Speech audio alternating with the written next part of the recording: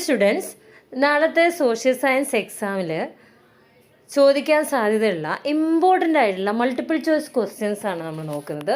ഇവിടെ question with answers എന്നുള്ള രീതിയിൽ മാത്രമാണ് കൊടുക്കുന്നത്, ചോയ്സസ് പറയുന്നില്ല. ചോയ്സസ് ഉണ്ടാവും നിങ്ങൾക്ക്, പക്ഷേ നിങ്ങൾ ഈ ഒരു ചോദ്യം കാണുമ്പോൾ ഈ ഒരു ആൻസർ മാത്രമേ നിങ്ങളെ മനസ്സിലേക്ക് വരാവൂ. Okay, first one, the city known as Cottonopolis. Cottonopolis എന്നറിയപ്പെടുന്ന സിറ്റി ഏതാണ്? മുംബൈ ആണ്. കോട്ടനോപോളിസ് എന്നറിയപ്പെടുന്ന സിറ്റി മുംബൈ ആണ്.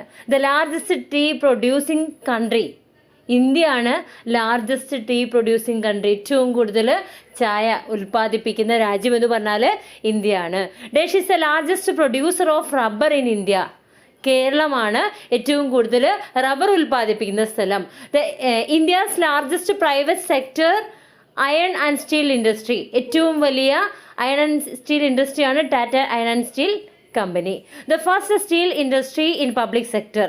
പബ്ലിക് സെക്ടറിലുള്ള ഏറ്റവും ആദ്യത്തെ ഇൻഡസ്ട്രി കൂടിയാണ് ഇത്, iron and steel industry. First iron bar industry in South India. South ഇന്ത്യയിലെ ഏറ്റവും ആദ്യത്തെ ഇൻഡസ്ട്രി ഏതാണ്?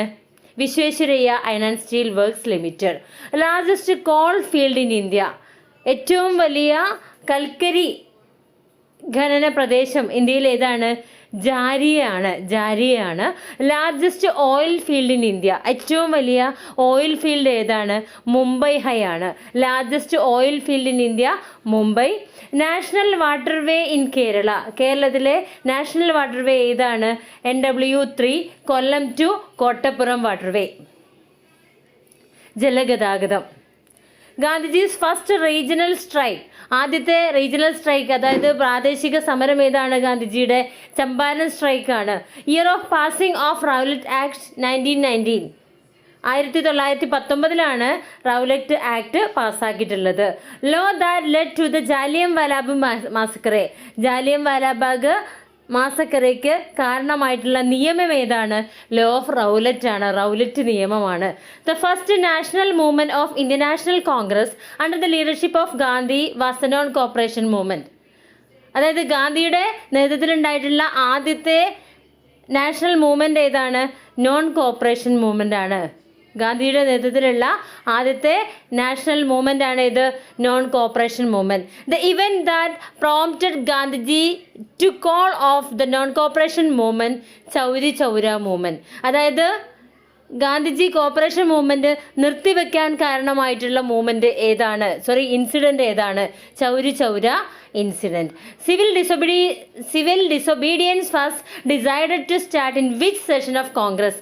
1929 ലാഹോർ സെഷനിലാണ് സിവിൽ ഡിസൊബീഡിയൻസ് മൂവ്മെന്റ് സ്റ്റാർട്ട് ചെയ്യാൻ തീരുമാനിച്ചിട്ടുള്ളത്. Kerala's major salt satyagraha centre പയ്യന്നൂരാണ്.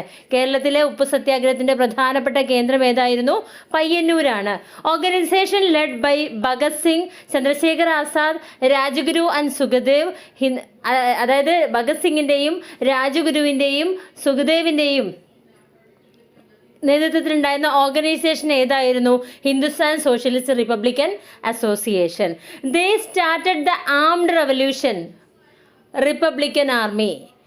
അതായത് രാജഗുരു, സുഖദേവ്, ഭഗത് സിംഗ് എന്നിവർ ചേർന്ന് രൂപകൽപ്പന ചെയ്ത, അല്ലെങ്കിൽ അവരുടെ നേതൃത്വത്തിലുണ്ടായിട്ടുള്ള ആംഡ് റവല്യൂഷനാണ് ഏത്?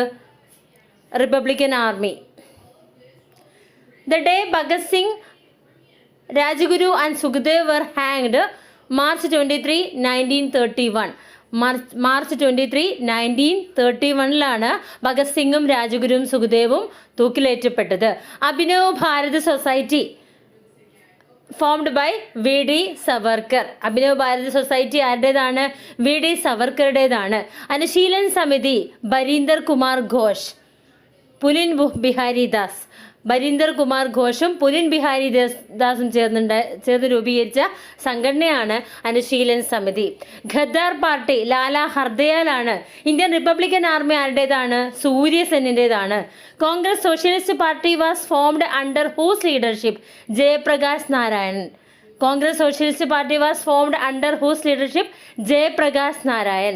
Forward Bloc formed by Subhash Chandra Bose. Forward Bloc formed by Subhash Chandra Bose. Year of formation of AITUC. 1920 AITUC രൂപീകൃതമായിട്ടുള്ളത്. ഫ്രോണ്ടിയർ ഗാന്ധി എന്നറിയപ്പെടുന്ന ആരാണ്? ഖാൻ അബ്ദുൽ ഗാഫർ ഖാൻ ആണ് ഫ്രോണ്ടിയർ ഗാന്ധി എന്ന പേരിൽ അറിയപ്പെടുന്നത്. Duties of primary health centre, provision of medical facilities. അതായത് പ്രാഥമിക ആരോഗ്യ കേന്ദ്രങ്ങളുടെ ഡ്യൂട്ടി എന്താണ്? മെഡിക്കൽ ഫെസിലിറ്റീസ് പ്രൊവൈഡ് ചെയ്യുക. Then duties of police station, maintenance of law and order. Public administration refers to government administration whose definition is this. ഗ്ലാഡൻ പറഞ്ഞതാണ്. Public administration എന്ന് പറഞ്ഞാൽ, പൊതുഭരണം എന്ന് പറഞ്ഞാൽ എന്താണ്? അത് ഗവൺമെൻറ് അഡ്മിനിസ്ട്രേഷനെ തന്നെയാണ് സൂചിപ്പിക്കുന്നത് എന്ന് പറഞ്ഞത് ആരാണ്? ഗ്ലാഡൻ ആണ്. Example of all India service, Indian administrative service, Indian police service. All India സർവീസിന് ഉദാഹരണങ്ങളാണ് ഏതൊക്കെ? ഇന്ത്യൻ അഡ്മിനിസ്ട്രേറ്റീവ് സർവീസും ഇന്ത്യൻ പോലീസ് സർവീസും. Example of central service, Indian foreign service, Indian railway service.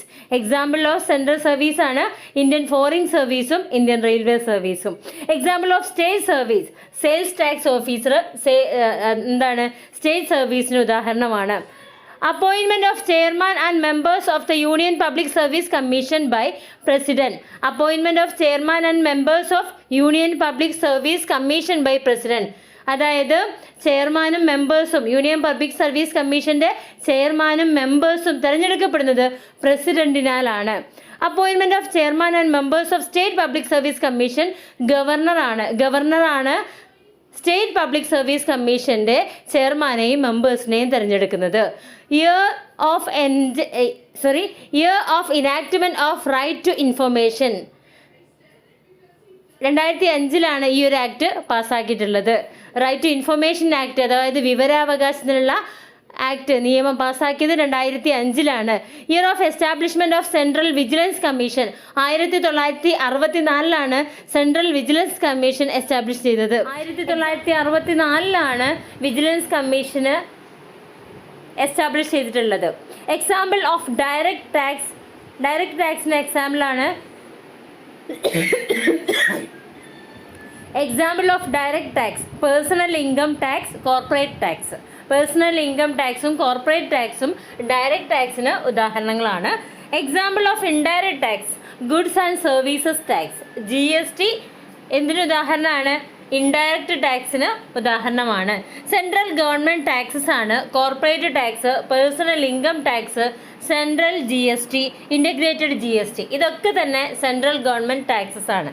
The highest peak in India. ഇന്ത്യയിലെ ഏറ്റവും വലിയ കൊടുമുടി ഏതാണ്? മൗണ്ട് K2 ആണ്, അതായത് ഗോഡ്വിൻ ഓസ്റ്റിൻ ആണ്. അപ്പോൾ ഇന്ത്യയിലെ ഏറ്റവും വലിയ കൊടുമുടി മൗണ്ട് K2 അഥവാ ഗോഡ്വിൻ ഓസ്റ്റിൻ ആണ്. ഇതിൻ്റെ ഉയരം എന്ന് പറഞ്ഞാൽ 8661 മീറ്റർ ആണ്. The highest range of Himalayas, ഹിമാലയത്തിലെ ഏറ്റവും ഹയസ്റ്റ് റേഞ്ച് ഏതാണ്? ഹിമാദ്രിയാണ്. Rainiest place in the world, ലോകത്തിലെ ഏറ്റവും മഴ ലഭിക്കുന്ന പ്രദേശം ഏതാണ്? ചിറാപുഞ്ചിയാണ്. ലോങ്ങസ്റ്റ് ഓഫ് ഹിമാലയൻ റിവേഴ്സിൽ ഏറ്റവും വലുത് ഏതാണ്? ബ്രഹ്മപുത്രയാണ്. Known as the granary of India. ഇന്ത്യയിലെ ഗ്രാനറി എന്നറിയപ്പെടുന്ന ഏതാണ്? അതായത് ധാന്യപുര എന്നറിയപ്പെടുന്നത് നോർത്തേൺ ഗ്രേറ്റ് പ്ലെയിൻ, അതായത് വടക്കൻ സമതലങ്ങളെയാണ് അങ്ങനെ പറയുന്നത്. Then hottest place in India. ഇന്ത്യയിലെ ഏറ്റവും ചൂട് കൂടിയ പ്രദേശം ഏതാണ്? ജായ്സൽമർ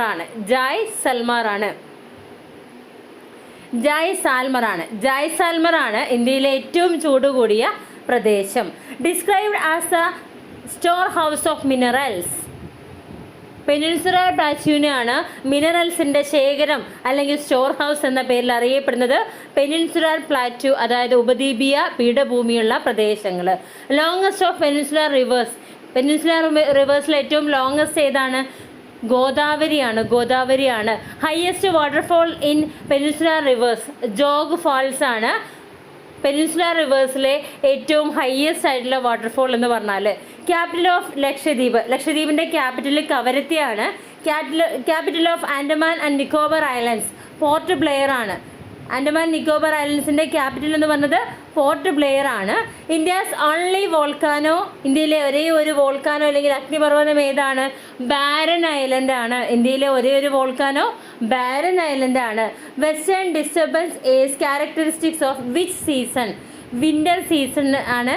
ഏത്? വിൻ്റർ സിസ്റ്ററിൻ്റെ പ്രത്യേകത, അതായത് western disturbance is A characteristics of which season? അതായത് വിൻ്റർ സീസണിൻ്റെ പ്രത്യേകതയാണ് എന്ത്? വെസ്റ്റേൺ ഡിസ്റ്റർബൻസ് എന്ന് പറഞ്ഞാൽ, അതായത് വെസ്റ്റേൺ ഡിസ്റ്റർബൻസ് എന്ന് പറഞ്ഞാൽ വിൻ്റർ സീസണിൻ്റെ പ്രത്യേകതയാണ്. Hottest place in India during summer, അതായത് വേനൽക്കാലത്ത് ഏറ്റവും ഹോട്ടസ്റ്റ് ആയിട്ടുള്ള പ്ലേസ് എന്ന് പറഞ്ഞാൽ രാജസ്ഥാനിലെ ബാമറാണ്. വേനൽക്കാലത്ത് ഏറ്റവും ഹോട്ടസ്റ്റ് ആയിട്ടുള്ള പ്ലേസ് എന്ന് പറഞ്ഞാൽ രാജസ്ഥാനിലെ ബാമറാണ്. ഇതൊക്കെയാണ് ഇമ്പോർട്ടൻ്റ് ആയിട്ടുള്ള മൾട്ടിപ്പിൾ ചോയ്സ് ക്വസ്റ്റ്യൻസ്. ഇതിൽ നമ്മൾ ചോയ്സ് കൊടുത്തിട്ടില്ല, ചോയ്സ് ഉണ്ടാവും നിങ്ങൾക്ക്. അപ്പോൾ ചോയ്സ് കണ്ടാലും ഈ ആൻസേഴ്സ് ആയിരിക്കണം നിങ്ങളുടെ മനസ്സിലേക്ക് വരേണ്ടത്. അതുകൊണ്ട് റിവൈസ് ചെയ്ത് ഒന്നും കൂടി കേട്ട് നോക്കുക. Okay, thank you.